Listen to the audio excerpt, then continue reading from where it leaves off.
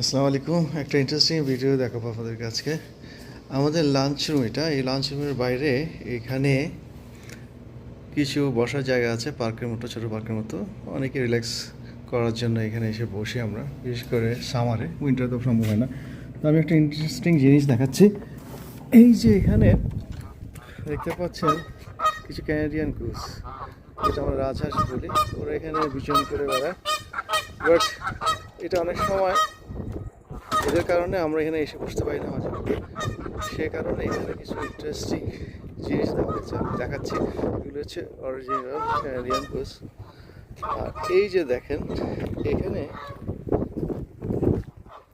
আরেকটি দেখা যাচ্ছে এখানে এরকম, কিন্তু সবচেয়ে আজব ব্যাপার, এটা কিন্তু একটা ডামি।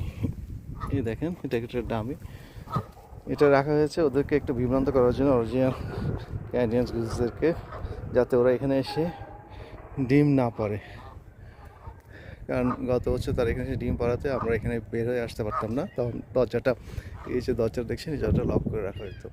তো এই বছর আমাদের কর্তৃপক্ষ ব্যবস্থা করেছে যাতে ওরা এখানে এসে ডিম না পারে। সেই কারণে কিছু দামি, এরকম দামি কিছু ক্যানাডিয়ান গুজ বলে এদেরকে রাখা হয়েছে, যাতে এখানে এসে বসতি স্থাপন বা ডিম পাড়তে না পারে। এরকম আরও কয়েকটি জায়গাও এরকম ডামি, যেটা আমরা রাজহাঁস বলি, রাখা হয়েছে। লাইক আমি দেখাচ্ছি,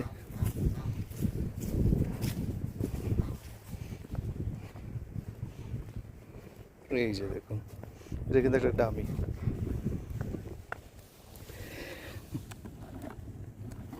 একটা ডামি,